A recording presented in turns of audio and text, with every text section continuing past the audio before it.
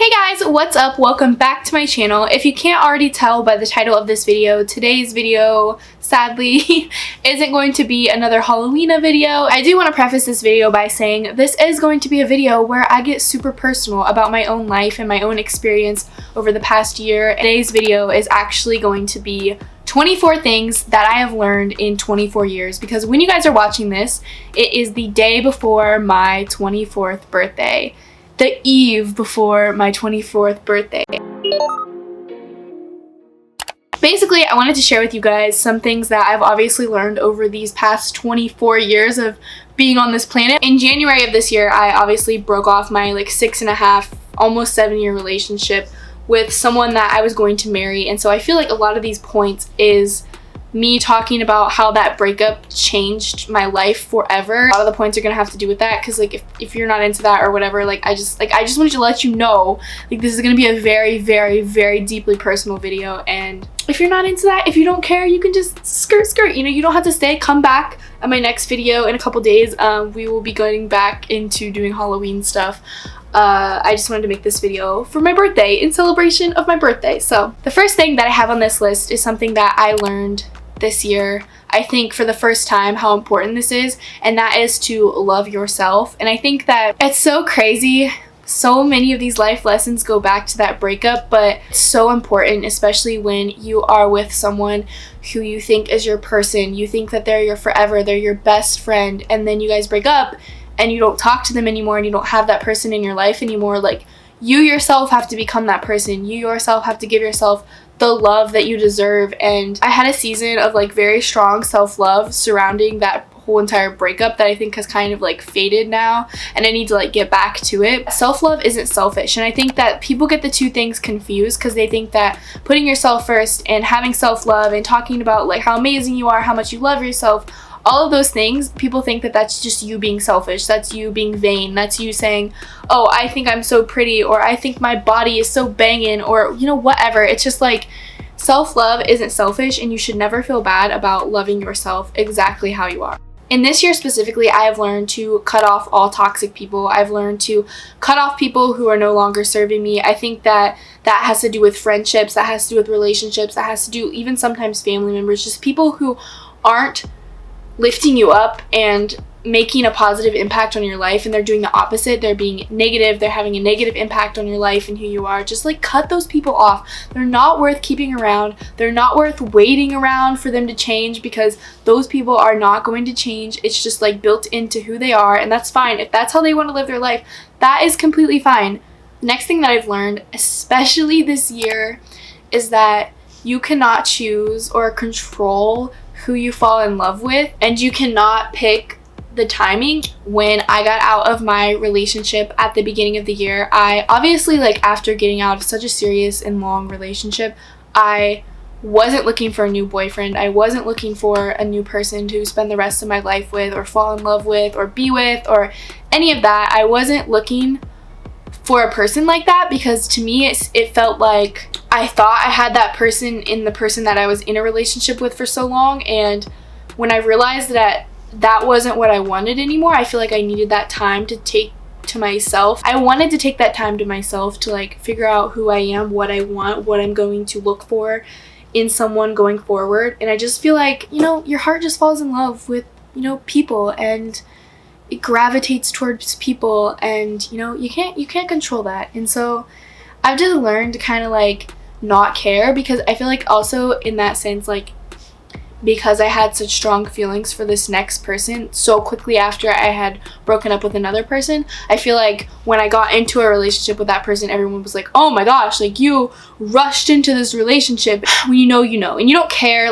Obviously, when I knew that I wanted to be with this person, and I was I know it's kind of rushed, and it's kind of soon, and it's kind of early, and whatever, I genuinely didn't care. I was the next thing that I learned was that some friendships are just there for a season. You have certain friends that are there for you when you're in high school. You have certain friends that are there for you when you're in college. And for me, like this past year, I obviously went off to do training in the military, and I met so many new people, made so many good friends. But I think that those are friends that were just friends during that time period. I've also learned to, around other people, just be myself. And I think that I really struggled with this in the past because I am a Libra.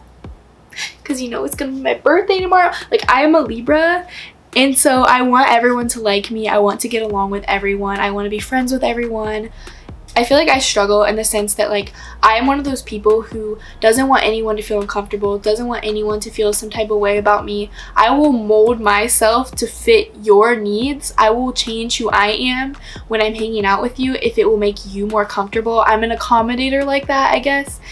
I got so bad at doing this. This sounds so crazy, but I got so bad at doing that I was even doing that in my last relationship. Like, I was even not being myself around the person that, like, I was dating and thought that I wanted to, like, spend the rest of my life with. Like, I wasn't even myself around him because I was just, like, into things that he didn't like, that he discouraged a lot of things that, like, I wanted to do, a lot of dreams that I had. And so I felt like I was just kind of like shrinking myself down to make him feel better, I guess, about our relationship. And I don't understand why I did that, because now I'm so the type of person that is like, be who you are, like whoever you want, love whoever you want, do whatever you want, make YouTube videos if you want. I'm gonna keep doing me. I'm gonna keep doing what I like to do. And if you like that, cool, we can vibe.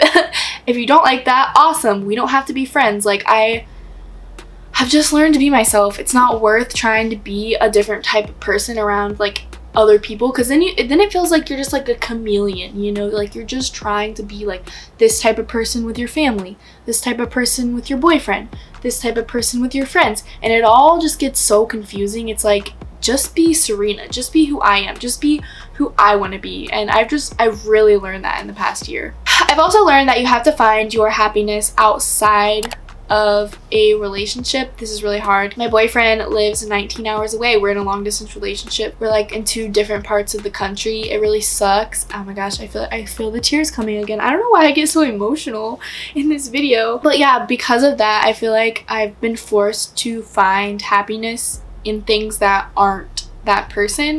You know, that sounds like you're not supposed to put your happiness into another person anyway, but I feel like ever since like meeting him and like falling in love with him and being like so obsessed with him, I feel like I put like all of my happiness in his hands. And I've just like had to like take a step back and be like, whoa, Serena, you need to find happiness that isn't your relationship. Like, for most of the year, I'm not gonna be with him. So it's like, if you don't find happiness outside of your relationship, if you don't find something that makes you inspired and happy and excited outside of just him. I've learned that, but I'm like it's still something that I really struggle with, because like it's really easy to just be like, man, I would be so much happier if I could like live with my boyfriend, if we could see each other every single day. We're trying. I've also learned that living in 2 places is super duper duper hard. I've always admired the girls who are like, they have like a house back home, but they also have like an apartment out in LA. They would like travel back and forth to all of them. I watch a lot of YouTubers who do that. They'll like go home to their house in like Canada, and then they will fly out to LA and stay in their apartment that they pay rent for. Maybe I would be more excited if I was going somewhere like LA. It's really, really straining on your mental health to feel like that place will never fully be home, but like home now doesn't fully feel like home, and you're like going back and forth. It's just like, it's a lot of flights, it's a lot of driving, it's a lot of, you know, not getting any sleep. I've also learned to keep my heart open, and I think that it is so easy to become cynical and bitter and like super closed-hearted and like narrow-minded about love. When I got out of my last relationship, I was thinking about it, and I had been dating that person since I was 16 years old. I got to a point where I didn't remember what life was like before I started dating him. Like, I didn't even remember what it was like to not be like me and this person. I think because of that, like after breakups, some people can become like super duper like, I hate love, love sucks, this is the worst, and become really cynical and bitter towards just like love in general, and be really closed-hearted. I feel like people expect you to be that way when something like that happens. And for me, I've just like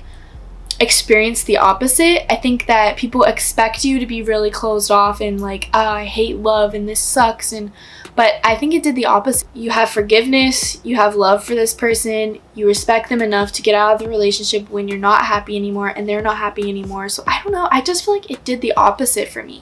And I learned how to become way more open-hearted. I've also learned to not be pressured to be conventional, to do things in the conventional way. Be like accepted, like conventional, like this is what you do timeline is like you graduate high school, you go to college, you graduate college, you get a job, you buy a house, you get married, you have children. Like all of it according to this like timeline that you're supposed to do everything and it has to go this way, and you can't like reroute and go do something crazy like join the military or go off and drop out of college. Like you can't do anything absurd. I've just learned not to feel that pressure anymore. Like that is a pressure that maybe other people and society and everything just like is dying to put on us, but I'm not gonna let them because I don't care. Because the conventional way of doing everything doesn't appeal to me. I don't care. I don't want to be like everyone else. Girls, I am talking to you out there. Just know there are men out there, grown men, successful men who are very lonely, and they would pay girls. I don't do this myself, but I know firsthand from like experience and also like friends who do this, but there are men out there who will pay hundreds of dollars for you to just talk to them. Just talk to them. Literally just text them, and not even text them anything sexual or anything crazy. Literally, they just want someone to like, after a long day of like working in the office or whatever these rich people do, they just want someone to like connect with and talk to. And you guys are giving conversation to the fuckboys for free. I don't understand. It's 2020. Let's cut that out, okay? I also learned that it's very important to let yourself feel things, I guess. This is like the part of the video that's like gonna get really personal. I'm just gonna like summarize this whole like breakup thing. So we broke up, and I immediately after breaking up with this person felt immense relief. I feel like it sounds really insensitive of me to say that I was super happy and relieved when we broke up. With that being said, in my opinion, I stayed in the relationship a lot longer than I should have. I tried everything to like keep the relationship, to like stay in the relationship, to like make myself happy, make him happy. I feel like I exhausted every single thing that I could think of.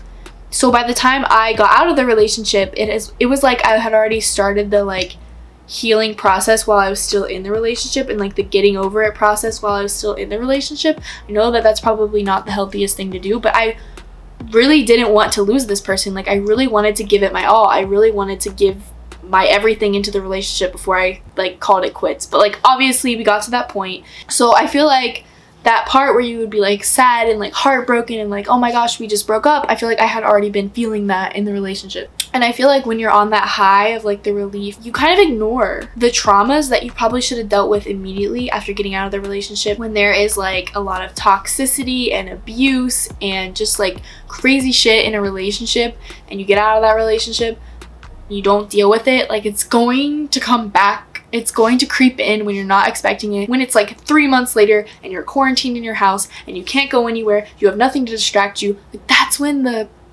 bad stuff is gonna seep in. I would just say like let yourself feel things, let yourself go there. You know, I at the time I felt like it was really unhealthy that I wasn't upset when we broke up, but I was like nah, that's just like me being a savage. And really it was just me not knowing how to deal with all of this trauma that our relationship had. Another thing that I learned was how to be alone. This came in the past year specifically because I, again, was gone for training for most of the year, and I was always that person who like is a homebody, like staying home. My parents are like my best friends. Being away from my family was really hard at first. It was really hard to adjust to, but it is something that mentally I've learned to adjust to. And now I think that if I were to go live in another state or somewhere far away from my family, I would know how to be alone. I would know how to be okay without them. I would know how to function. It is just my goal to like move out, have my own house, have my own place, whatever that looks like. And I was like, how are you going to do that if you don't learn how to be alone?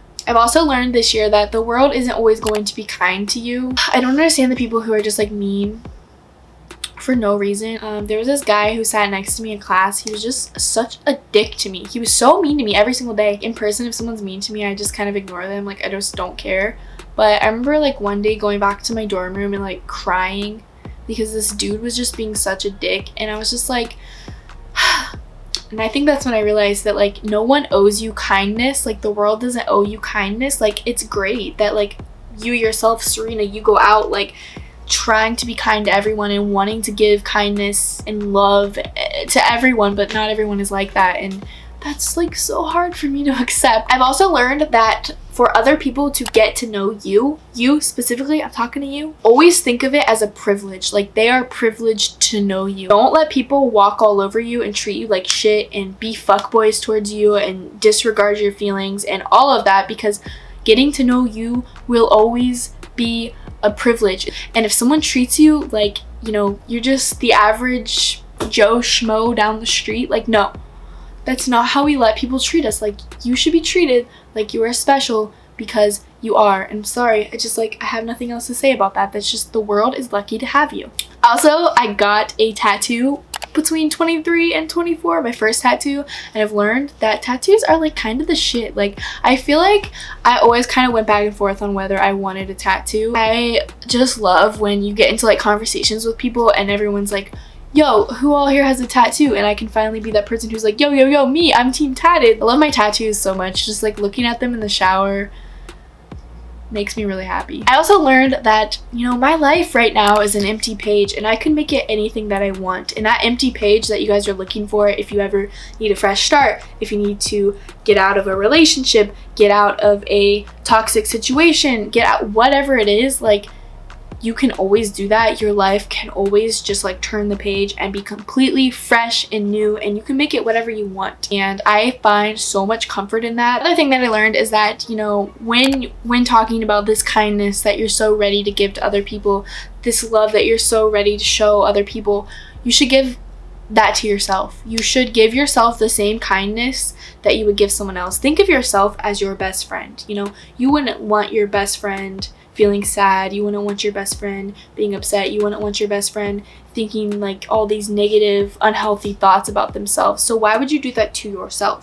I also learned, going back to one of my earlier points of, you know, falling in love, I've learned the difference between loving someone really deeply and loving them so much. Like all I can really say about being in love is that if you are in love, you know that feeling, you know exactly what I'm talking about. And this is like definitely the part I'm gonna cry. It really sucks because I was in a relationship with someone for so long and I almost for the rest of my life, and I never was in love with that person. I loved him and I loved him very deeply, and I thought that I was going to love him forever. When I met Peyton, I fell in love with him in like seconds. You always say as an adult, you go through these like stages where you like, okay, you hang out with someone, you go on dates with them, and then you start to like kind of like them, like their personality, like who they are, like things about them.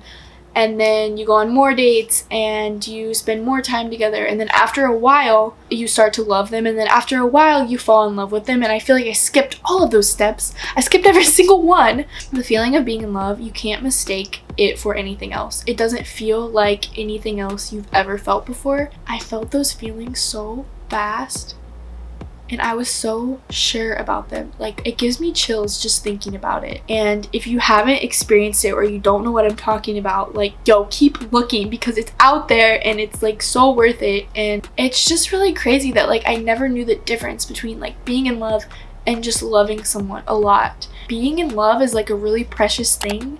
It's something that like not everyone experiences, and so when you find it, you should just like hold tight to it, not let it go. First of all, you want to tell everyone about it.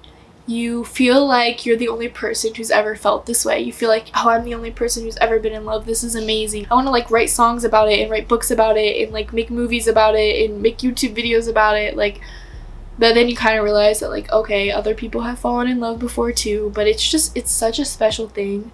You shouldn't take it for granted and you should like protect it, you know? It's so precious and it means so much to me. I've also learned this year, and especially with the Black Lives Matter movement, that being not racist and just being a good person isn't enough. It's not enough to just not make racist remarks and not make racist jokes and not be a racist person. Even if you are a good person, you're someone who, you know, has never felt any sort of prejudice towards any race of people, someone who has never judged someone based on the color of their skin or someone who's never said anything racist and would never say anything racist, because that's always been me, and I always thought that that was enough. You have to be proactive in combating racism and not just stand by and just be that person who isn't racist. You have to be that person who, if you hear someone make a racist joke, you call someone out for it, and you have to use your voice for the people who don't have one. And I think that that is so important. I didn't actually even like really think about that or realize it until this whole Black Lives Matter movement that's happened in 2020. So